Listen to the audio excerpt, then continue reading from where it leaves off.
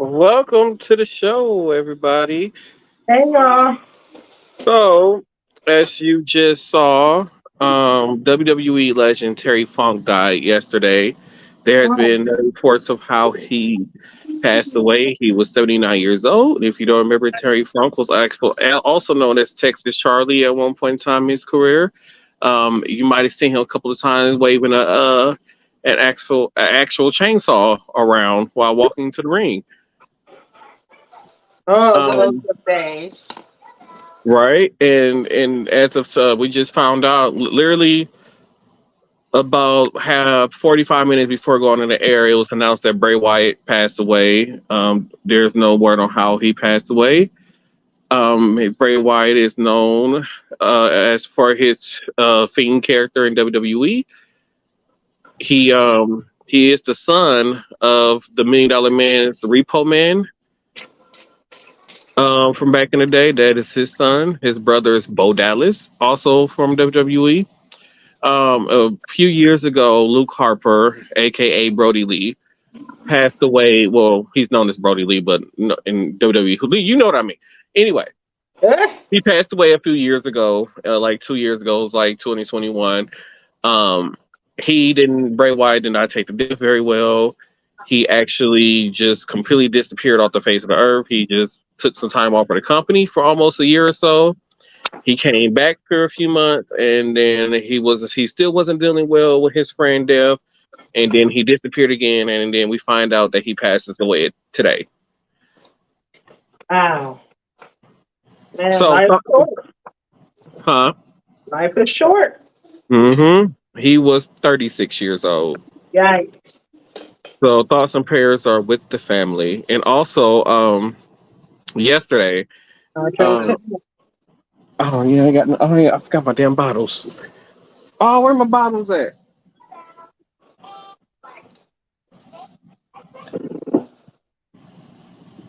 I ain't got my wine opener for that one. I got all these bottles normally stashed in my room, and I can't find not what. Oh wait, nope, that's empty.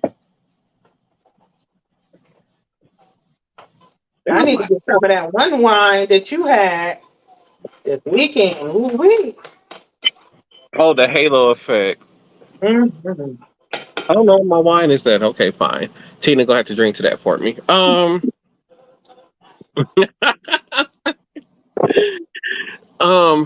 Also, my thoughts and prayers go out to um the child who died. I believe this was in. I want to say Ohio. The child who died in the bus crash yesterday on the bus was it was the kid's birthday at school. And they were on their way to school, and a van swerved into the lane where the bus was at, and the bus swerved tried to avoid that minivan, and it flipped over on its side, and one of the children were killed in that accident. Oh, that So, is so sad. yeah, so thoughts and prayers go out to those family members also. And Tina having a drink to that for y'all. I got two different drinks for you. So, really kick off today's show, I believe I said in the description that we were going to talk about the RNC, Republican National Convention, was here in our city, the city of Milwaukee. It was yesterday, Yes. and I didn't know that it was going to be in the city. I was on my way home for work Tuesday, and I was like, it's a lot of like news reporters downtown. I saw satellites and stuff. So I'm like, what the hell is going on? And I think did I talked to Tina on Tuesday. You did. Okay, I did. I talked to you on Tuesday, and that's when you had told me that the Mhm. RNC was going to be here, which I didn't know. I didn't know at all. Um, Uh, I'm like, so okay. When it comes to the RNC, so when they had the Democratic National Convention here virtually or whatever, whenever it's supposed to be here, and they were doing all this planning for it, they had so many streets shut down for that convention that was supposed to be here for the Democratic National Convention, mhm. and for me to be able to drive directly up to Fires and Forum when it was holding the convention at was just crazy. Like you could literally drive up to the building and drive right past it. Is it So really crazy? Did we? Well, let me not be like that. Everybody has their own political party that they like, and yes, it true. should have been probably well secured.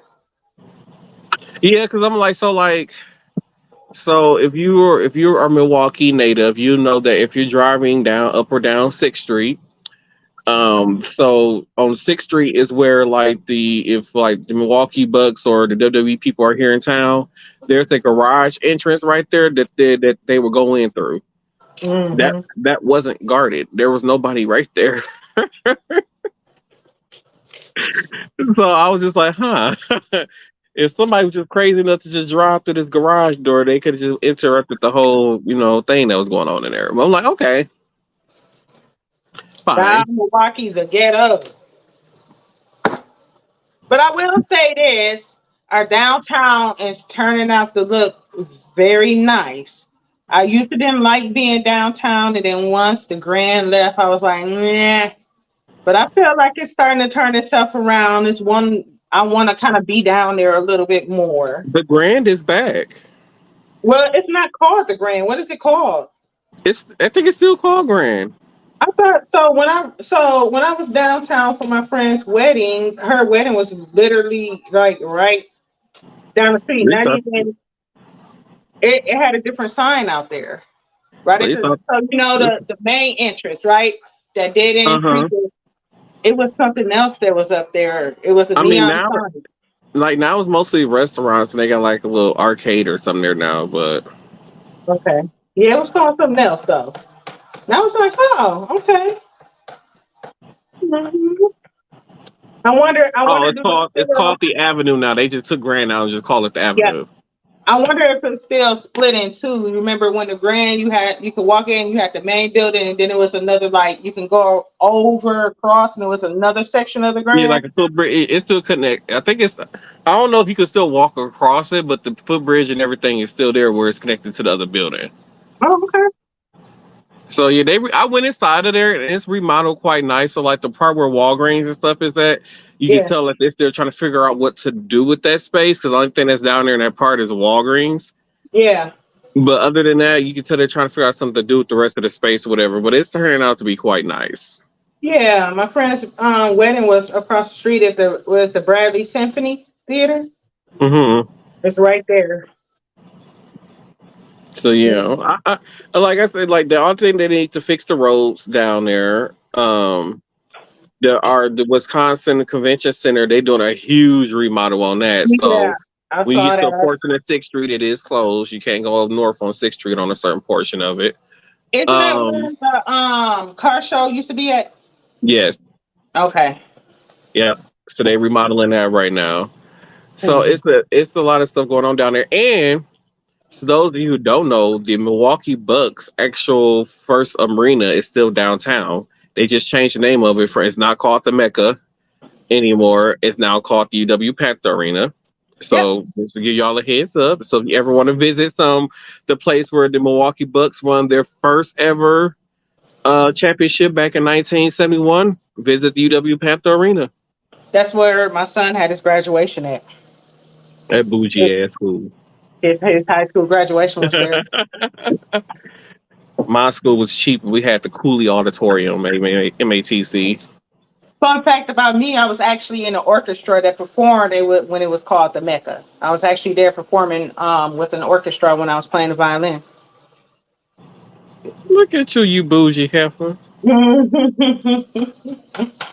Yes, indeed. And then I went back down there as I don't know if you old enough to remember when MPS had like that citywide choir. I wasn't old enough. So it was like a holiday thing. It was a citywide choir, and we performed down there. I want to say around the holidays, and we had to wear white tops and black bottoms. And if I can find the pictures, I'll show you one day. Mm-mm. Sorry, we got sidetracked, but yeah, okay. Yeah, So yeah, speaking of downtown and the RNC, I do have a video to play before we discuss what happened during the RNC. This kind of explains what happened. okay, So I normally don't play videos like this because it came directly from a newscast. I normally don't play that stuff because they try to, ban us or have our videos blocked or whatever. But I feel like this is a piece of video that people need to see. So I'm going to play it for you guys. Okay. Good morning, bad news. The Republican debate was a mess. Here's what you missed. Drill, frack, burn coal. Anthony, you are fired. And I don't think you know, but I know that you do. 'Cause your dollar hates. The ocean hit 101 degrees off the coast of Florida. The climate change agenda is a hoax. If former President Trump is convicted in a court of law, would you still support him as your party's choice?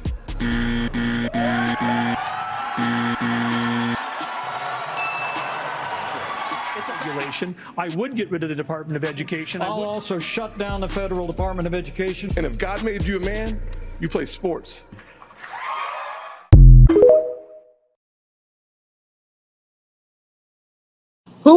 Whoever put together that video was a genius. So kudos to them. It was very entertaining. It seems like it caught all of the finer moments of the convention.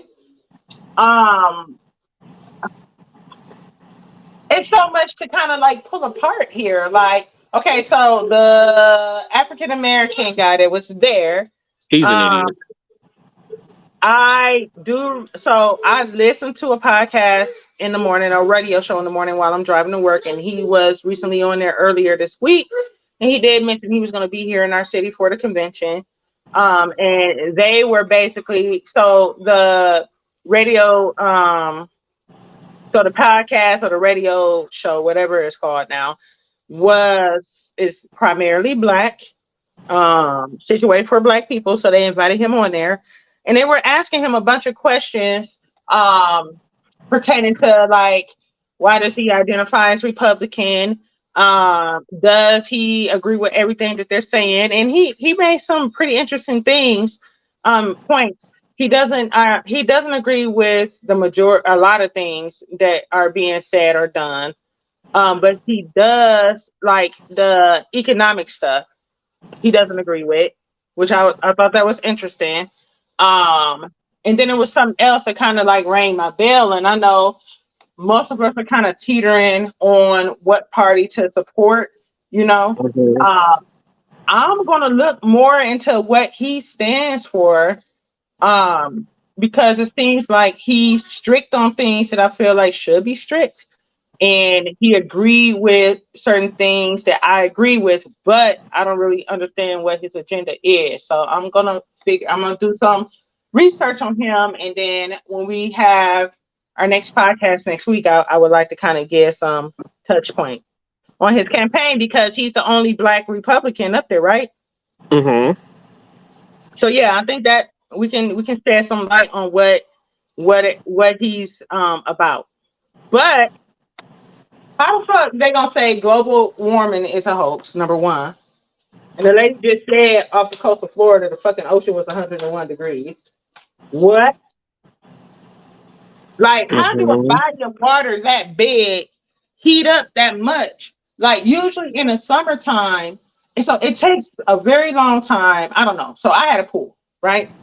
It takes a very long time for a body of water to heat up to be that hot. And my pool never made it to be that hot. I think the top temperature that it got up here was like mid 70s, right? So, and then because it takes the majority of the summer to heat up,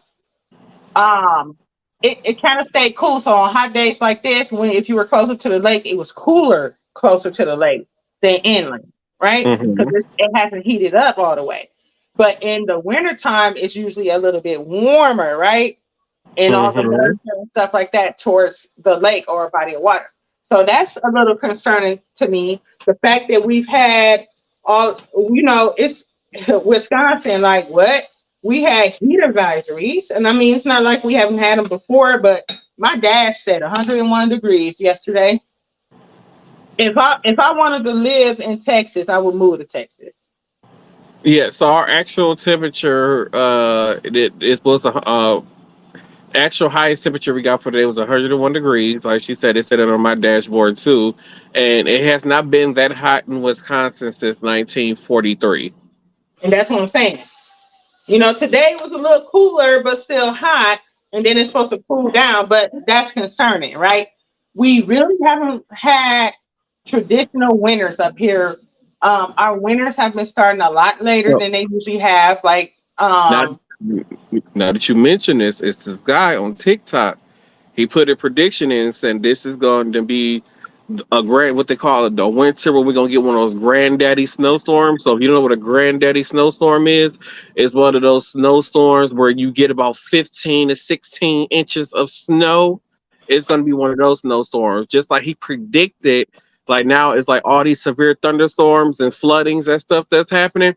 So what he had predicted, so he was like the jet stream, which for us it's normally for where we stay at. It's normally a little above us, and never it don't really too much drop below us or like that. So yeah. it really dropped so point to the jet stream was like in the middle of the country.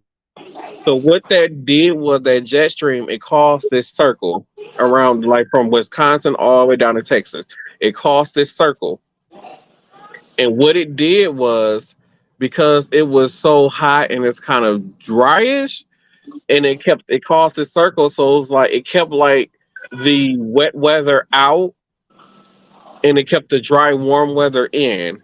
So when this circle was going around, it just kept building and building and building. So as the circle's going around, it's creating these dangerous thunderstorms that we saw today. So once that heat temperature started going down, and that jet stream started to move up, and that circle broke, it was like all hell broke loose with them storms. But them storms was fighting to get out that circle. So you got to think these thunderstorms probably travel in a circle around this country many times, and then they find and building and building and building up.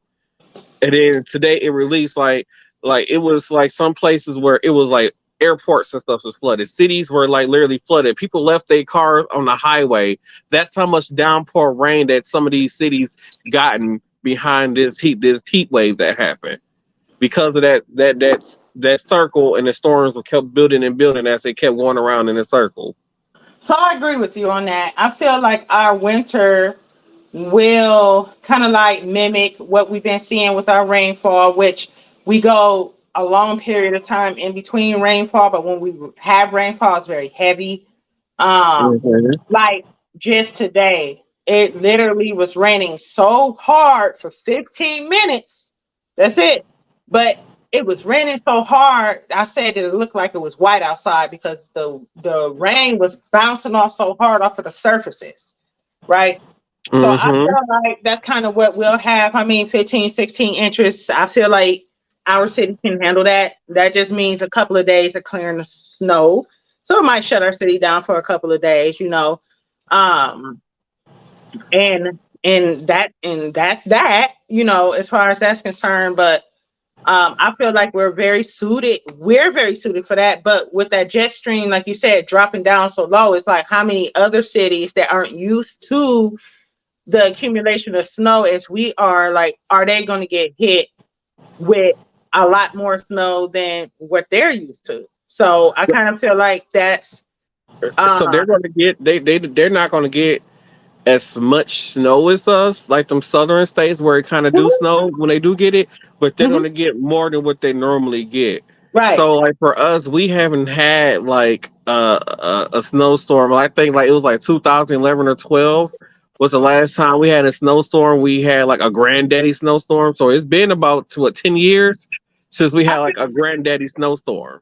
I feel like the worst snowstorm that we've had in the last couple of years is when I was on maternity leave, and that was 2020. So I was in the house because I had my son around Thanksgiving, and I was just out until February. But I do remember a very heavy snowstorm during that time, and I was just looking out the window like, damn, I'm happy I don't have to go outside. I remember that. I want to say we probably got about a good 8 or 9 inches in one sitting.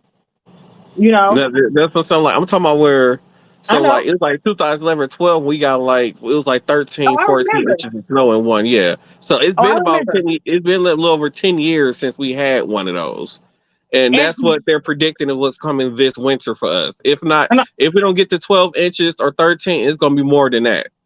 And I mean, like I feel like that's so. What that affects is like so our city is prepared to shut down for things like that. The only thing is like, our population of homeless people. And then I think about maybe power outages, depending on if it's like just primarily snow or if it's like sleet, damages like that, or Mm-hmm. freezing rain and it hangs off the power lines and cause power outages. So that creates the problems. But as far as like regular ass snow, if it's just going to be regular ass snow, we get a lot of inches and it doesn't cause those other types of problems, and we'll be fine.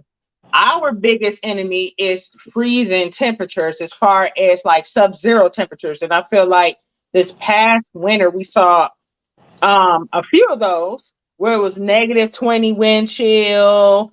So I feel like that's something that we're that's gonna become more of our norm. I'm so So happy I'm off the majority of the month of January when those kind of days happen. mhm. So I feel like that's what's going to be the biggest issue. We're going to see more extreme temperatures because we're seeing extreme temperatures now. Yeah, precipitation, when we get it now, is like all in a hurry. You know what I'm saying? Mm-hmm. And that's going to create, but I don't feel like that's going to be our biggest issue. Our biggest issue is going to be those very, very extreme temperatures dip like that. Like we can be in the 30s and then the next day is going to be -20 outside. Like now, Right. like where the fuck did this 100-degree weather come from? Mm-hmm. So that was one It's so topic they touched upon, right? yeah. So it's like you said, and it has to do with what you said. So this guy, he also went on there and he was like, so what is going to cause us to have that granddaddy winter storm? So what he was saying is I think he was like both oceans are far as like temperature wise, like we only have those sort of snowstorms or those kind of winters when like the oceans are hot Yeah. and the oceans like heat up. So then when winter starts coming around, it's like all that, the I guess the heat that the ocean is putting out and whatever is all gonna move inland and it's gonna mix up with the atmosphere. It's a lot of science he put with that Yeah, that I yeah. can't explain. So yeah, so you got to think about low and high pressure systems, right? When they collide, they create precipitation. Yeah. So that's basically what's going to happen. If you're going to have those lows and those highs, like you said, because the oceans are so hot, our Hmm. inland is going to drop really quick, and that's where it's going to cause those very, very, very scary types of storms. I mean, I don't know if any other parts of the country have experienced um, thunder snow, but we've had that up here before, where it's thundering like a fucking Hey, Torian. rainstorm. When it's thundering like a rainstorm, but it's snowing. Yeah. Hmm. But yeah. Speaking of what else did they talk about? Oh, before we get too far off topic, you know how we get. The They Department talked of about Education. he talking about eliminating the was it the Department of Education, which means they will take control of a lot of people's student loans, so they could be like so all these programs that Biden has now put in place where he has created low cost repayment plans for a lot of Americans who owe money. So like right now, if you went and you signed up for the IDR repayment plan, depending on your yearly income, your amount of payments could be $0 a month for the next year. Yeah. And then after that, so then with that, every year you reapply for it, and you might better get another year where you don't pay any money. You might get one year you pay $10 or $20. You might get another year you might pay $50 a month. Um, And it counts towards people who qualify for the public loan forgiveness program. If mhm. you are on the IDR, I was reading the website the other day. It's a few other repayment plans that qualify for this. That the time that you're on that repayment plan, whatever payments that you're making towards it that you're required to make. Like say, I was only one time and I was only required to make $5 a month. Yeah. So, they want you to do 120 120 payments. They don't have to be Mhm. consecutive anymore. Just 120 payments. And that $5 that I was making a month because I was on the IDI counts towards those 120 payments. So, and something else that I like that they're doing is they're automatically starting to deduct. You know, if you apply for the public service loan forgiveness program, they'll automatically deduct. You ain't got to do all of that like they made you do back in the day. So say, or even lump sum. So say like people, you know how they take your taxes for your student loans, right? So whatever that time period of the money that they're taking from you, say they take $3,000 and they're saying that's for the last 2 years of payments, that counts. So then they break up that $3,000 into 24 consecutive payments and apply it to the public. You know what I'm saying? So Yeah, I feel like that's great. Yeah, so I was on it before. I don't know how many payments I made on it before, you know, COVID hit or whatever. I know I was on it before, and then like so I applied for the IDR program, and I don't have to make any payments, but the government basically is making the payments for me every month, and those still count as payments, like part of that 120 payments that she was talking about. Yeah. So then they had sent me a thing saying, well, by 2031, my debt would be cleared. Yeah, but if you so you working where you are, you're working with a nonprofit. So I would just apply for the public service loan forgiveness because you might hit that mark already and don't even know. I might have to check because I think the public service loan thing. I don't know because it said I remember somebody saying that you have to be like working for the not for profit for like 10 years or something like that. So no, under Biden they kind of waiving that rule. Like if you've hit your 120 payments already, and it's been less than 10 years, then they get rid of it. They get rid of the rest of your debt. I'm gonna have to go figure out where that is and go apply for it and see what's going on. Just apply for it and they tell you. Okay, I'm gonna have to find the website for it. Studentaid.gov, everybody. Yay, studentaid.gov. Yeah, and they have every loan servicer that you ever had, all of your loans, all of your grants, all of that is in that one spot. And then if you like, I don't remember who I had this loan through, and you know, like what was the name of that one? Ours is Great Lakes. You know, they went under and they were bought out by like Navient or something like that. And then that loan, you know how they sell loans. So they tell you. Yeah, mine went to Nailnet or something like that. Mine is actually owned by the government. So I don't have like those third party loan services. So mine's actually through them. I would do Great Lakes, and then Great Lakes, I guess like you said, went under, and then Nailnet somehow the government assigned Nailnet to it because I was paying it directly when I was on a repayment plan. I was paying it back to the government or whatever, and then Nailnet got involved, and I think I had to start sending my payments to Atlanta, somewhere in Atlanta. Also, certain type of loans don't qualify for the public service loan forgiveness program, but they'll tell you if you go on the website. If you want that loan to qualify for a public loan forgiveness, you have to consolidate them, and they become one complete loan. And then you only have to worry about one payment, and then less interest because there's only one loan for one, you know, not all these different interest rates. And then on top of that, they tell you, hey, you know, you got this particular loan qualifies you for this type of repayment program, so don't consolidate that one. So it's very helpful. Yeah, because I think mine was that technically two loans. They were two federal loans for like $3,000 and one was like $4,000, but I'm just happy that that's just one thing that I don't have to worry about right now. You lucky. That ain't nothing in debt. I know most of my debt is credit cards. Okay.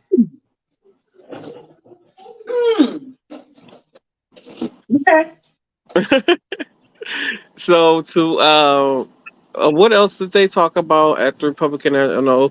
They were talking about there was talks about the economy.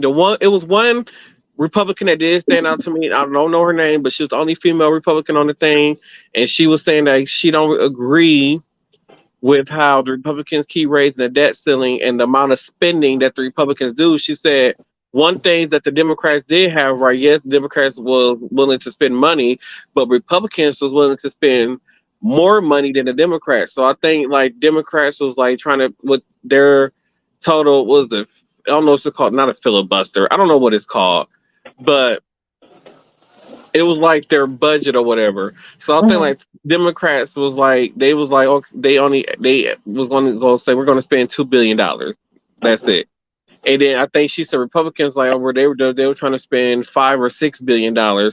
She was saying that the Republicans has added more to the national our debt than the Democrats have. And she said she's willing to work with the Democrats in lowering our the amount of debt that we have. Because like we said, when Obama got into office, we had a lot of debt when Obama got in office.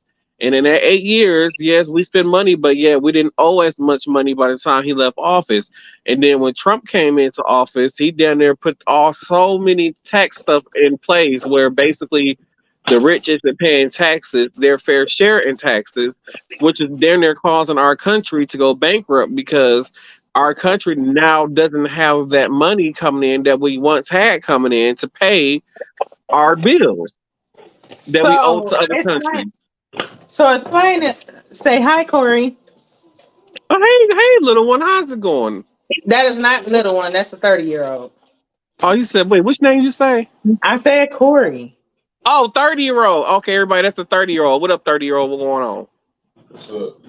Hell, everybody looked at. I know they look like twins, but damn. I already said when you get to my age, everybody looked the damn same. Hell. Nah, they favor each other greatly, and they almost 4 years apart. But so explain to everybody why do we even care about the debt ceiling?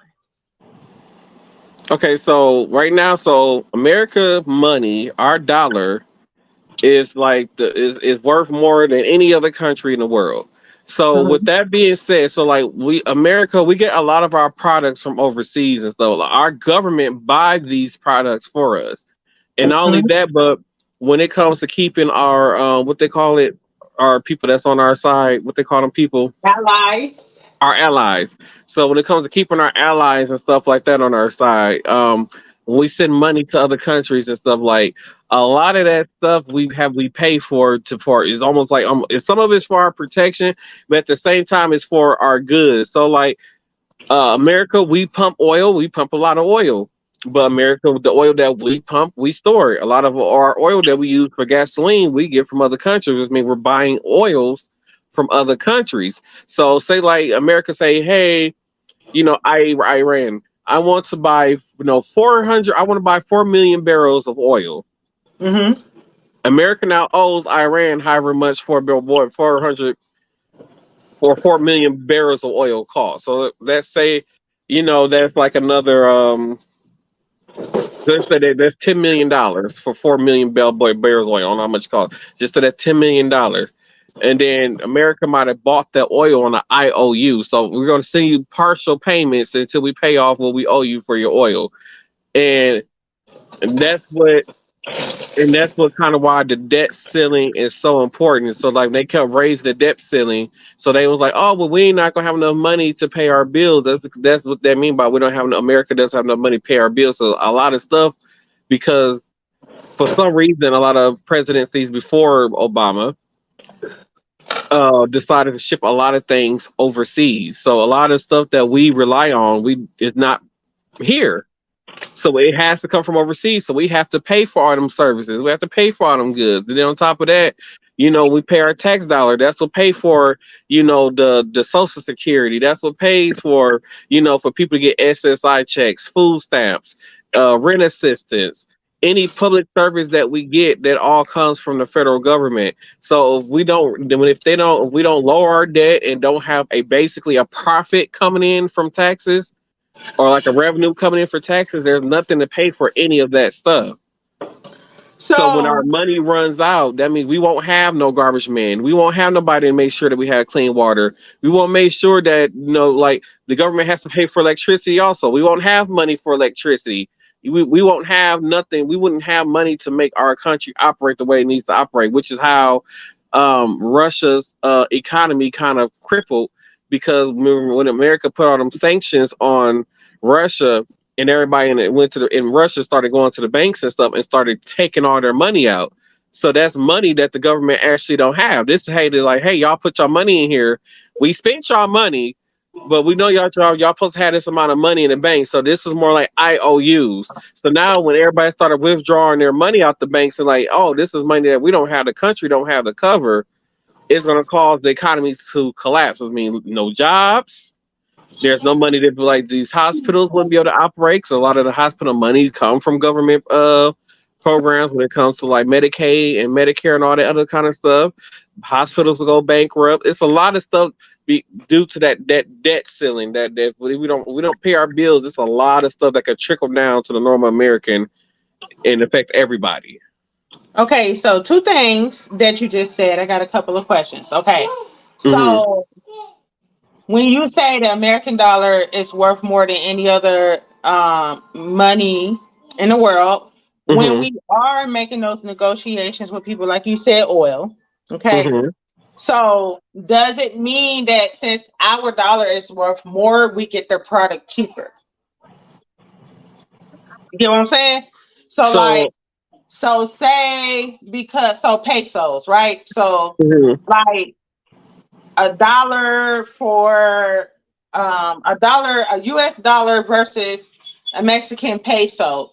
It's like It's I like don't know if $100. anybody ever it's yeah, so like I bought something in Mexico when I was there and it was like $80 and it was like 60,000 pesos. Yeah.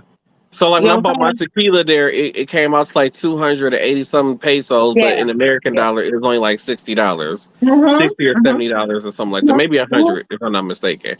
But it was So relatively cheap. so right. So it's so our money so we can go. That makes sense. That's why we go to other foreign countries to get stuff. We can get But stuff cheaper. we can actually use our money though in foreign countries. Hmm. So like our money is very so like anywhere so like there's like a World Bank that the US uses, that the US and Europe and all these other places as part of our like union type thing uses. So The and then nation, there's another, the United Nations. yeah. So then there's another banking system that like other countries that are not part of us, like some countries in like the Middle East and like South Korea and I believe some other countries, they are not part of our banking systems. And then they're so like I think what they were saying was so with the banking system that America is part of, America basically having the most money, having the most value, whatever. So our banking system it has about in total with even with the monies combined from other countries is like I believe between 25 to 35 trillion dollars Okay. altogether. And so these other countries are trying to put their own banking systems together, and even if they all do put their money together, theirs is only like a couple of $100 million, Okay. or maybe a billion at the most. But I wouldn't give it a billion. I would say like a couple of $100 million. Okay. So next question, you touched upon the whole banking system. And I don't know if anybody really pays attention to banking, but Hmm. when you start to have more assets, you pay attention to what like as far as what your fail safes are. So Hmm. I know a lot of banks, if you go into them, they have these placards that say FDIC insured, right? Hmm. So that means it's insured by the federal government.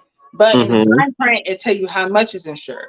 So my question to you is if the banks were to go under, like you said, it's an IOU with the banks, right?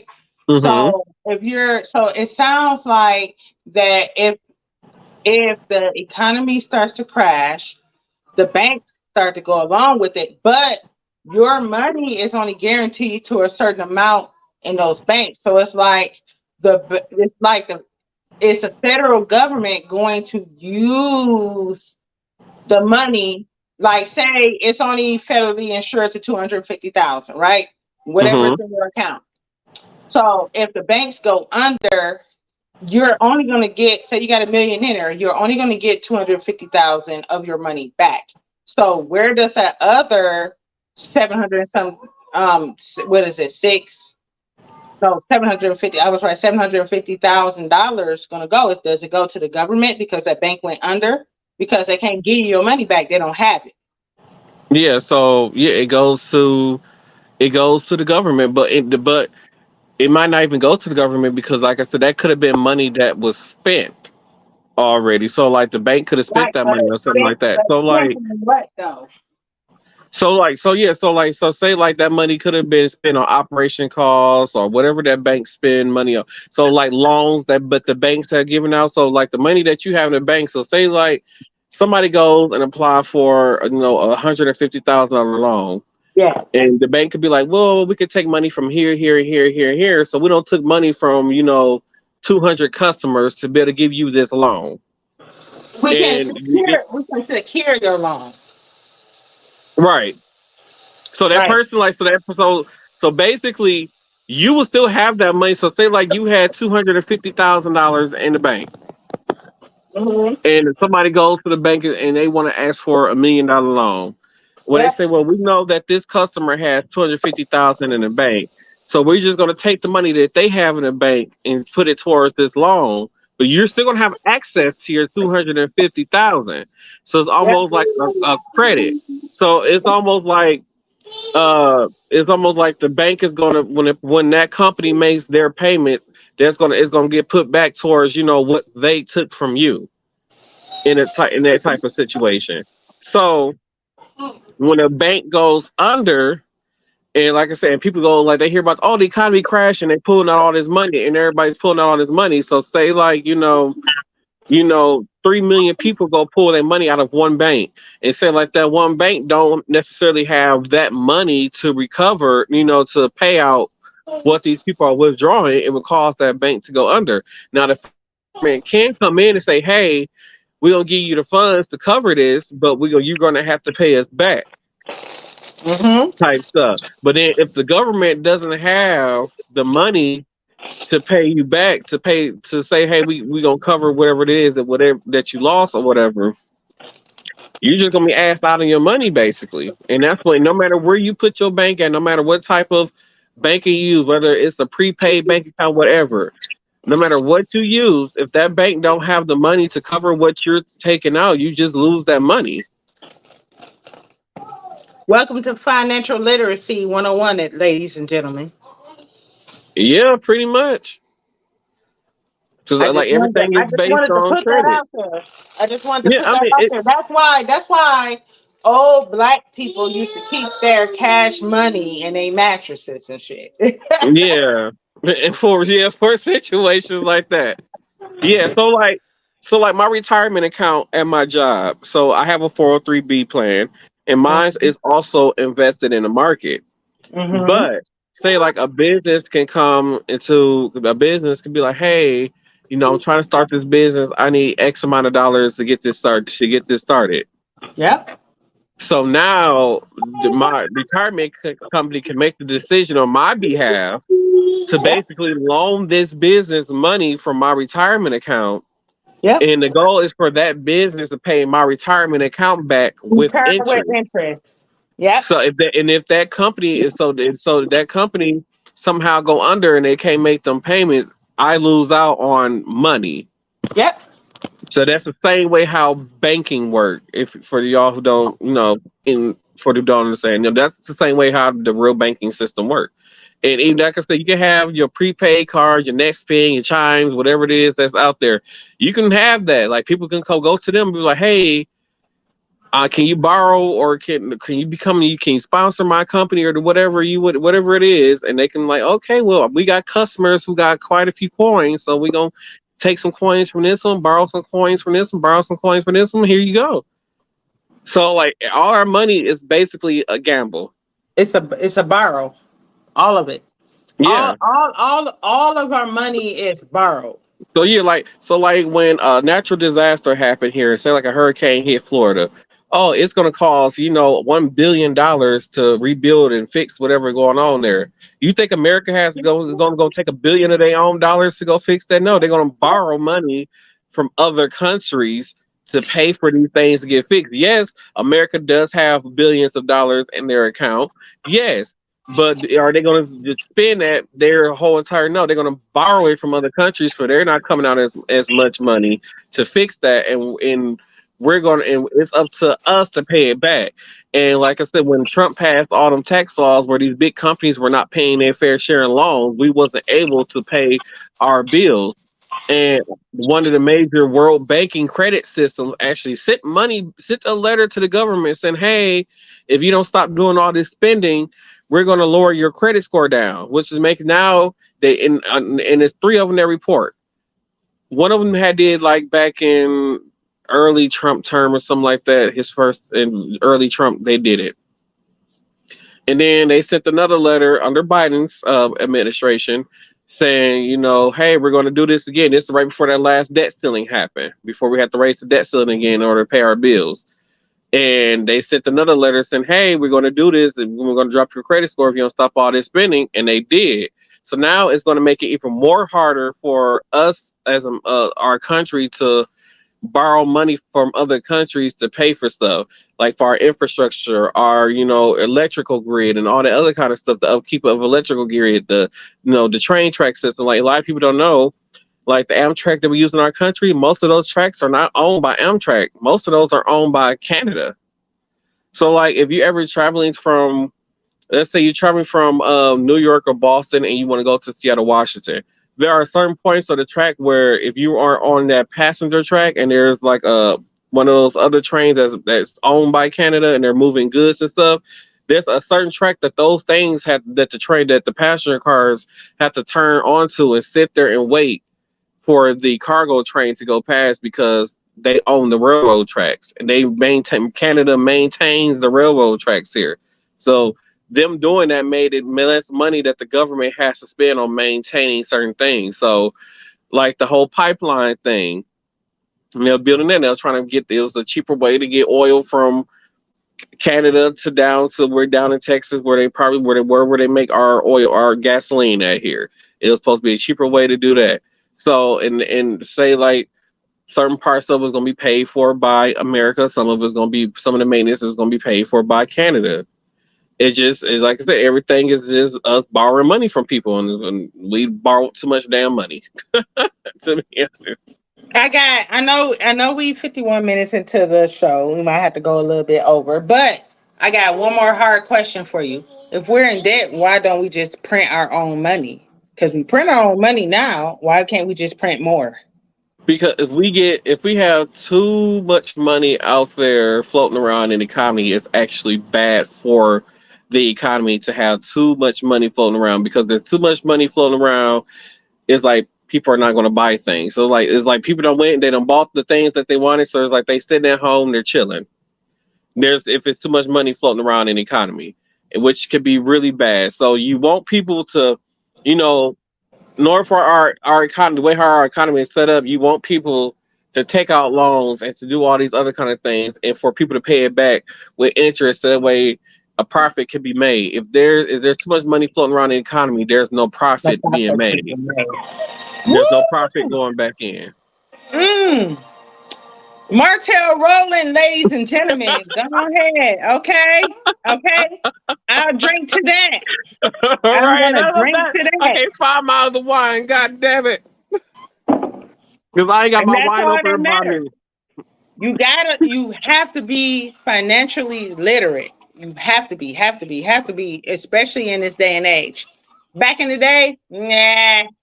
Now, absolutely, because this is how our economy works now. That's why I tell people like they're so scared of taking out loans. Like some people, I don't want no car loan, or I don't want no credit cards. I don't want this. I don't want that. Like, to be honest, that's how our economy works. Like you're going to need, like if you were going to want nice things, you got to have good credit. And how do you get good credit? You got to have credit card.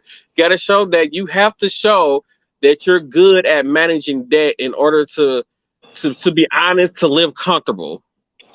Why? Because our own country manages that. And then like for them people to be like, so they look at like all these celebrities like, oh, they're like, do you really think Beyonce paid $40 million up front for a house? No, she went and got a loan. Her and Jay-Z went and got a loan and a mortgage like a normal person.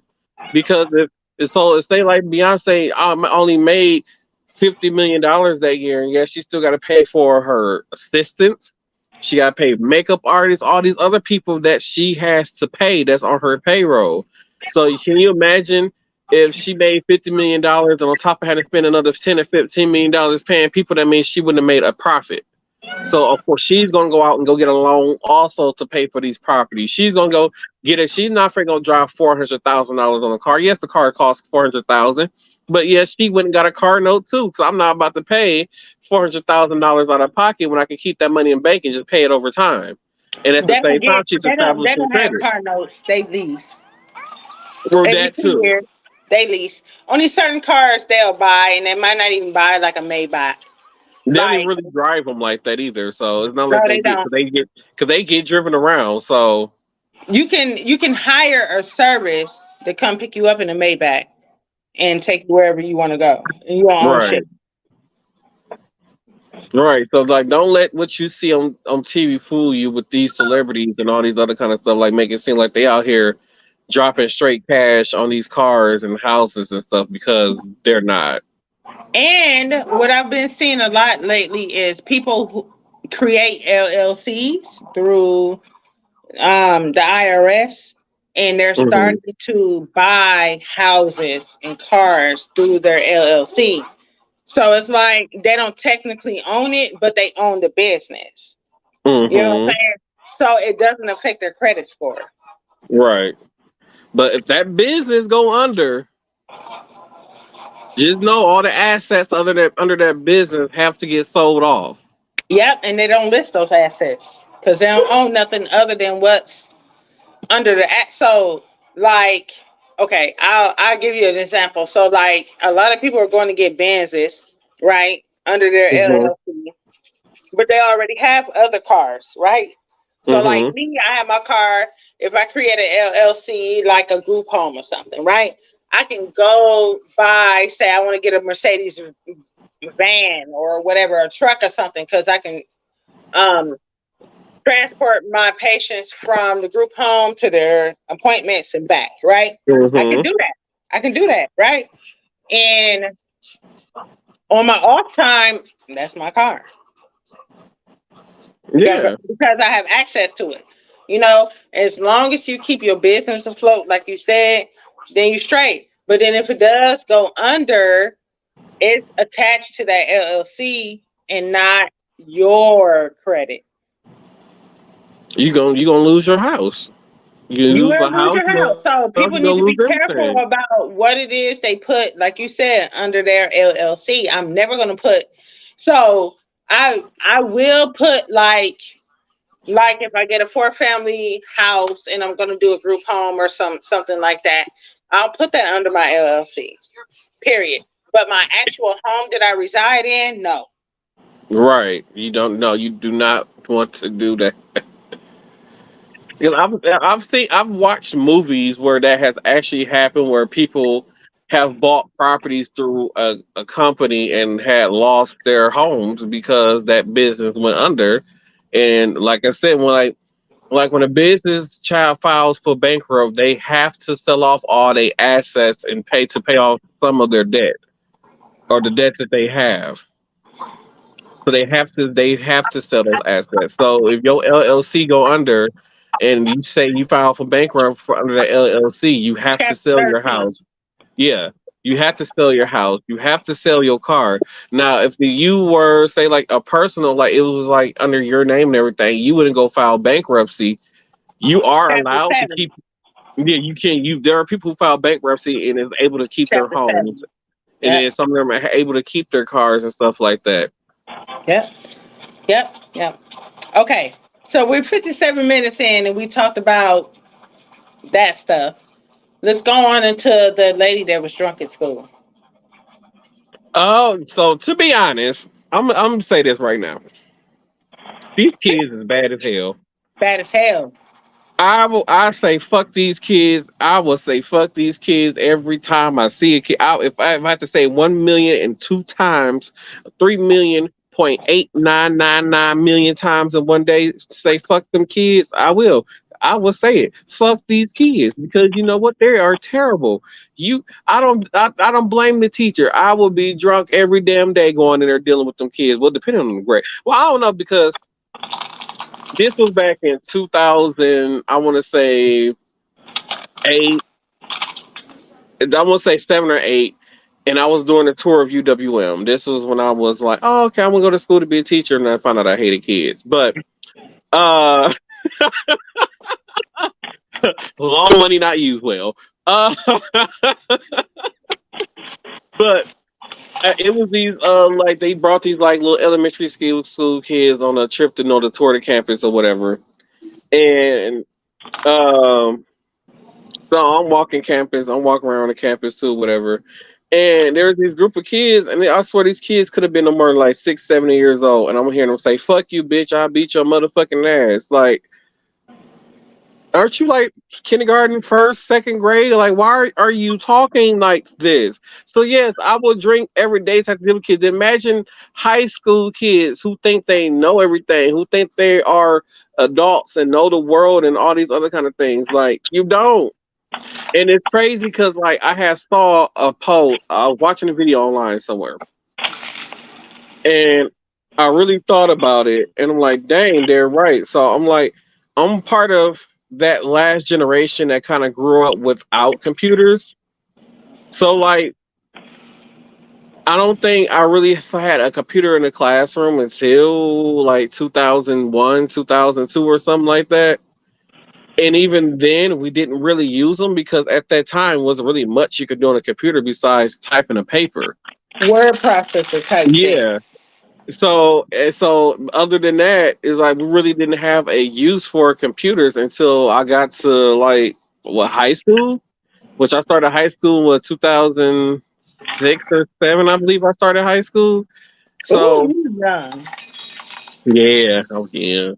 So like, and that's when we really started getting into computers was around high school. Now, mind you, touch screens, phones and stuff wasn't the same. We didn't have touch screen phones. We didn't have, all this other kind of stuff. So before teachers had to go into a classroom and deal with kids playing loud music, cussing, smelling like weed, saying "fuck you, bitch," and talking about dicks and pussies, and even threatening teachers, beating them up. I said, teachers are overworked and underpaid and have to deal with rude ass young adults for so many hours a day and for little pay. Like, I do not blame teachers being drunk on the job because it's a lot that they have to deal with. And then on top of that, it's the fear of going to work every day and not knowing if one of those students is going to show up with a gun. So that's my biggest fear. I would absolutely love to teach, but I feel like, so I have a friend that she teaches at a high school that's inner city. Plus, back in the day, they had a section for females that were pregnant, right? Mm-hmm. So that program is no longer alive. It was called Lady Pits. It was what it was called. I don't know where that came from. But I hear her horror stories over and over and over and over again. And her only concern is, and she has an absolute passion for this, her only concern is this child doesn't know how to read. This child isn't going to go forward to the next grade because they can't add, things like that. So that's what she focused on. Like the whole attitude, X, Y, and Z that comes along with being a teacher, it doesn't bother her. But she was in the military also. Mm-hmm. So I feel like that gave her kind of an advantage or an edge to being in that school. And that's why she put herself there, because she understands that kids in that area still deserve to learn. They have to learn. to be able to be productive members of society, right? And if they're Right. not productive members of society, you got to think about it. Our in our city, the population is controlled. Like, I don't want to say controlled. It is um, concentrated to areas that are impoverished, right? Mm-hmm. Okay, so now you got. This is why we You have talking about the kids people who live on Cherry, Galena, Brown, and Delete those areas. and across the bridge Yeah. also. The South Side poor areas, which is like Dakota, Oklahoma, uh, Mitchell Street, I believe, Cesar Chavez, that area. So basically, from national down to I say about Howard Avenue, it's the impoverished area of the South Side. And Howard Avenue, once you get past that, that's like airport, right? So I feel like um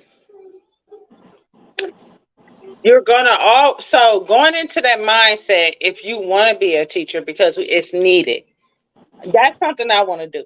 I only want to be a teacher once I feel like I get a little bit older, maybe when I hit my 50s, so like in 10 more years, and I can teach. And honestly, like I can teach all grades. Like even though I'm not a teacher by my craft or whatever, my by my diploma, my degree. I feel like that's something I would love to do only because I can connect with people and I understand the different types of way people do learn. I understand the different types of adversity and things that happen within the home that cause kids to act a certain way.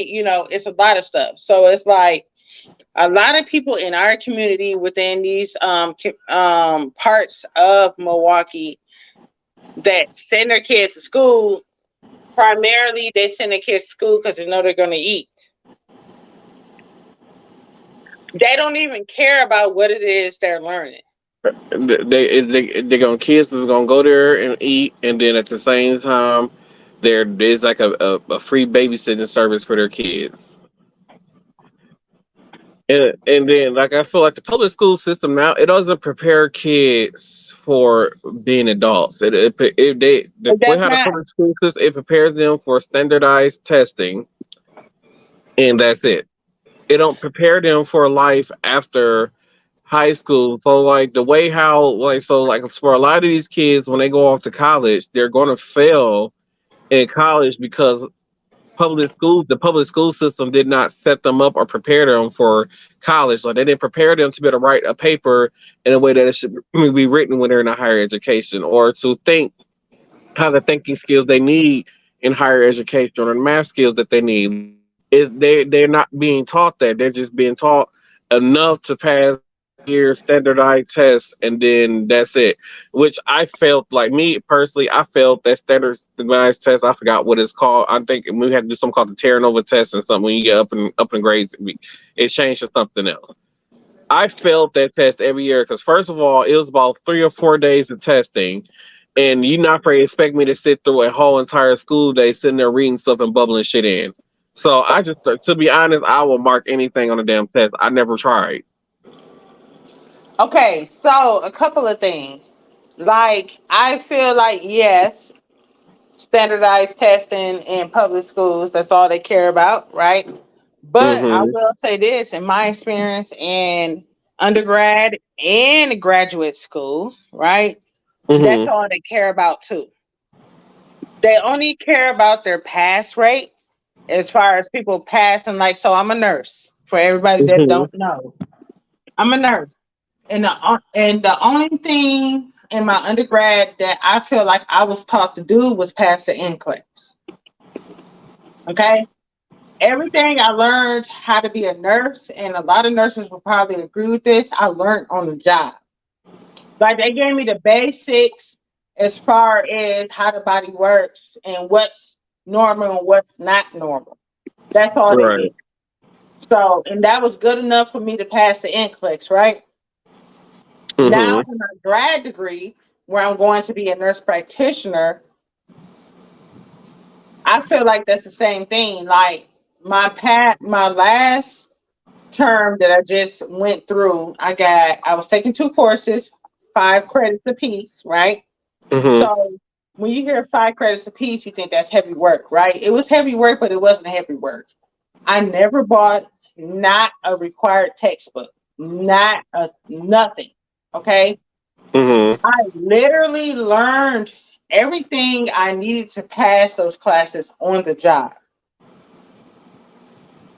Mm.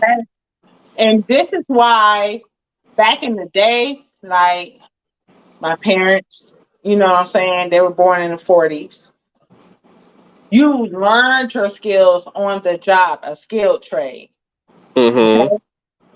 There's no reason I feel like all of this fucking theory. I don't give a fuck about what some nurse said in the 1800s. I don't. My primary shit changed, right? Because Mm-hmm. now we've made advances in healthcare where people are staying alive longer. So the shit she was talking about really don't matter. Besides that, you're looking for positive patient outcomes. That's the only thing, and you're going to do no harm to your patient. Those are the Right. most important things that I learned in school.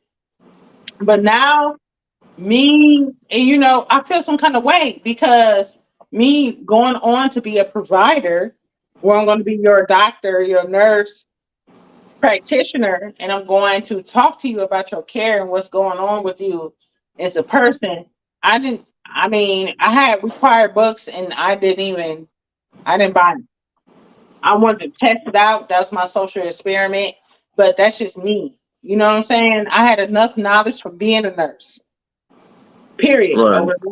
Over the last few years that I've been a nurse, I it, they literally teach me the same things in my undergrad, which I feel like yes, in your undergrad, yes, buy your books, yes, study, yes, X, Y, and Z. If you've never been in that field before, it's something new to you. But going into a grad degree and I'm doing the same thing as my undergrad, I didn't have to like revisit that because that's something that I've learned in my undergrad, and then me being on the job as a nurse, I gained even more experience. So it wasn't necessary for me to buy the books because the books are basically saying the same shit as my undergrad. And now it's a whole, you know, I don't know, a dupe where they're saying, "Oh, I need you to pay this amount of money for you to get your degree. You need to buy these books. You need to X, Y, Z. You need to do this. You need to do that." And I didn't have to, you know. And I'm in my second Mm-hmm. year, getting close to my master's completion, where I finally realized that because I follow the rules, okay, and I didn't need it. I did not need the books, only because I'm self-taught through my experiences. Now, I feel like if more inner city schools learn how to teach, I feel like teachers need to learn how to teach their kids. I feel like the teaching methods are antiquated. Okay. Mm-hmm. I grew up on books. My kids are growing up on laptops. Okay. They don't have books anymore. It's literally come But the in. thing is, the government keeps stepping in and saying, "Hey, you can't teach kids this. You can't teach that. You can't teach them this. You can't do this. You can't do that." So it makes it harder for a teacher to be able to teach and prepare these kids for the next level when they constantly have somebody stepping in and telling them what they can't do. But that's the thing. And people need to understand like it's not up to the teacher to teach kids how to be in life, how to be grown-ups. That It's the is a parents, collaboration between the teachers and the teacher parents. and parents. Yeah.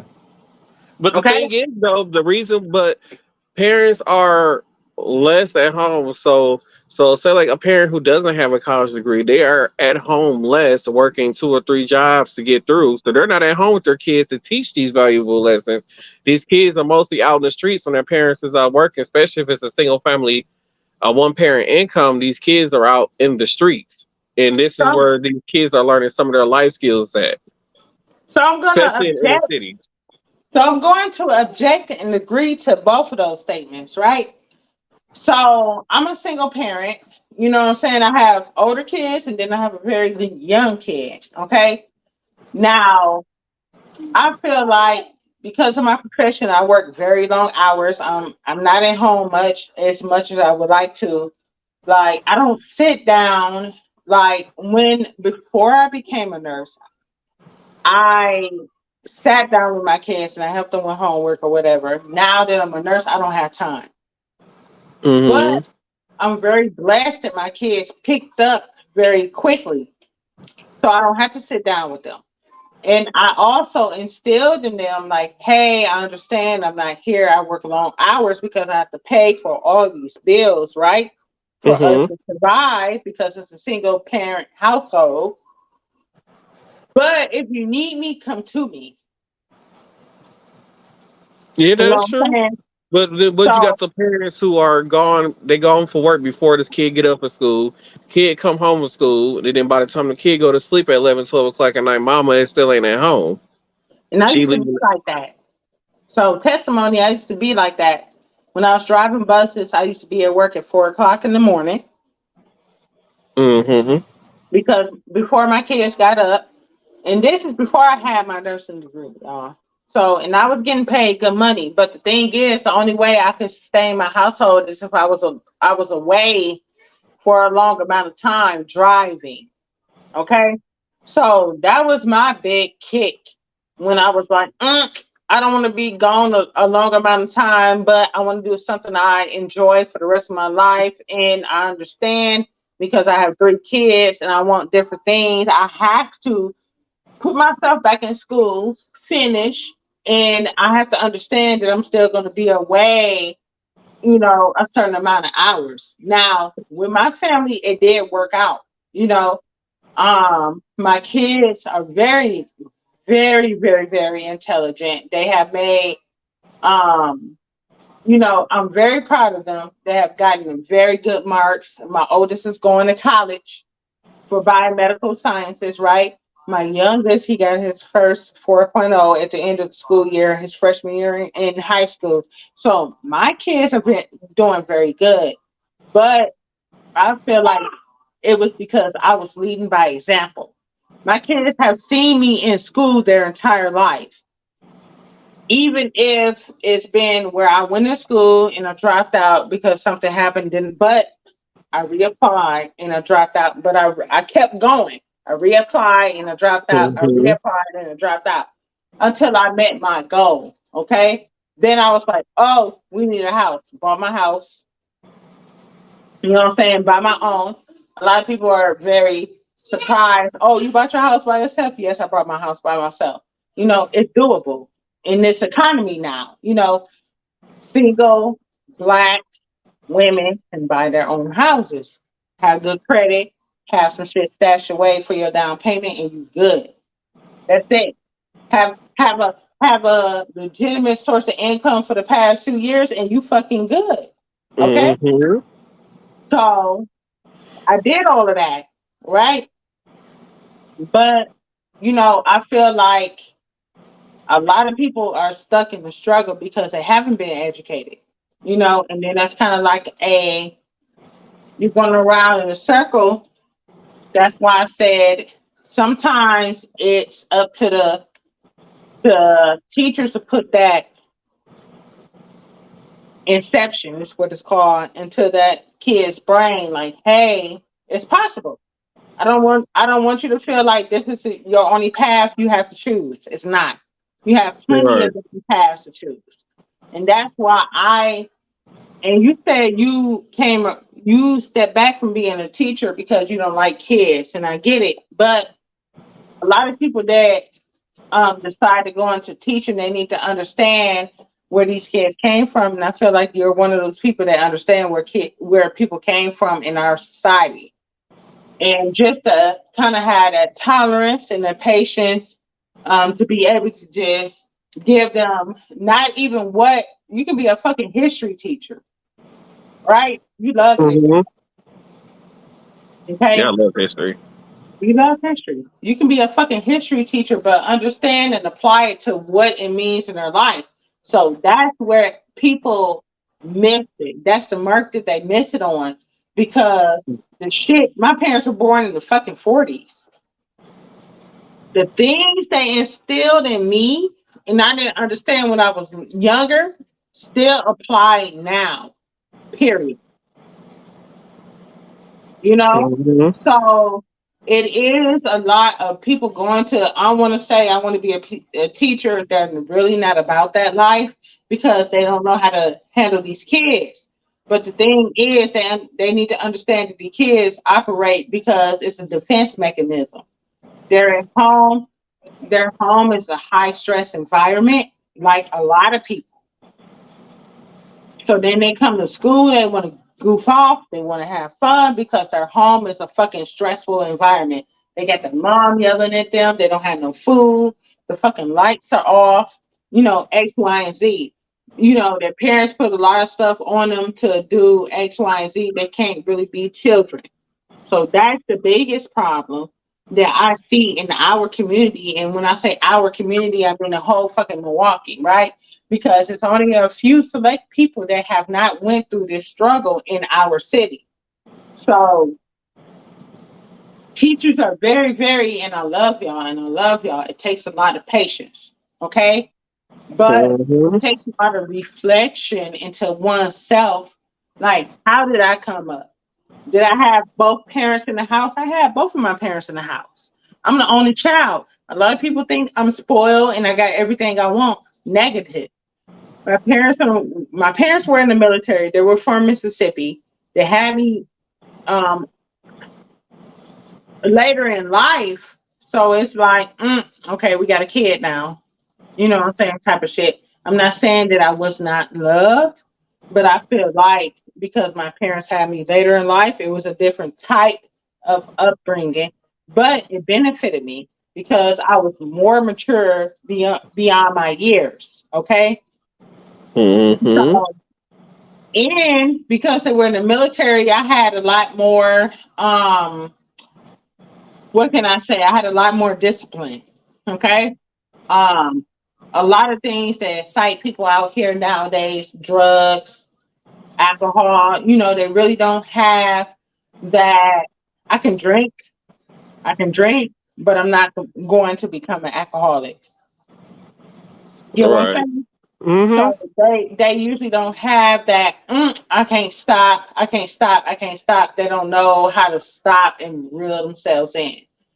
Or as far as being fiscally responsible with their money, you got these goals, you say you want this, but nobody showed them how to do it. And that kind of piggybacks off of what you said, where in the public schools we don't teach kids economics anymore. But I'm gonna be real with you, when I was in school I had an economics class. It didn't teach me shit but pretending how to cook, and it didn't teach me how to cook nothing. I never took that didn't exist when I was in high school. So, And so that's what I'm saying. and But I'm done speaking with my rant. and speaking of, because I know I got to get ready to close out the show. But Yeah. speaking of, like Tina said, so like I had both my parents was in the military. Yep. My mom didn't have me until she was 33, almost 34. Actually, nope, Yep. she had me right after her 33rd birthday. Mm-hmm. I was literally born 2 weeks after her 33rd birthday. Mm. Really? So, hmm I didn't know that. so by the time I got to the age where I can think and make decisions for myself, my Mm-hmm. parents was already in their 40s. Yep. My So, parents were in and their then, almost so yeah, 60. so when they made that, so like when I was growing up and I was making certain decisions or the way how we was raised, like we were taught to be independent. We were taught not to rely on other people. We were taught to make our own decisions. We were taught not to be followers or go out there and go follow what people are doing. We wasn't taught those things. So then, like when me and my fiance get to an argument, the first excuse that he like to use is, "Well, we was raised different," but it doesn't mean that you still can be taught. And Yeah. then at the same time, like you're an adult now. Like, you shouldn't be relying on other people all the time to do stuff for you. Like, I tell people all the time, like, there'll be times right now, and I'll be like, I can go to my mom. I'll be telling my mom, like, I just paid this, and that. All my bills is paid. I'm poor. I'll be like, I'm poor. I ain't got no more. I ain't got no money. I'm poor. And she'd be like, you want to borrow something? I'm like, I know. I'd rather go without, because when I get my paycheck again, give that money back. And then I pay all my bills again, and say I pay all my I'm bills still again, broke. and then I'm still broke. But then I go back and borrow some more money until I get paid again. So it's going to be that repeat cycle of constantly borrowing money. So then every time you get paid, you're paying all your bills, plus you're paying back the money that you borrowed out, that you don't loan, that people that you don't got from other people. So if you keep having that cycle, you're going to keep being in that same cycle of I'm broke. So it came to the point where I had to learn, like, you know what, I'm just going to sacrifice. I'm just going to go without for the next 2 weeks or whatever. Like I say, it's food in the house and the bills is paid. That's all that matters. I can sit my ass in the house. And there's a lot of people who don't know that one simple life skill of just sitting your ass down and going without. Like, you don't have to always go out to the restaurant. You don't always have to go out to the club. You don't always have to go out, be out doing something.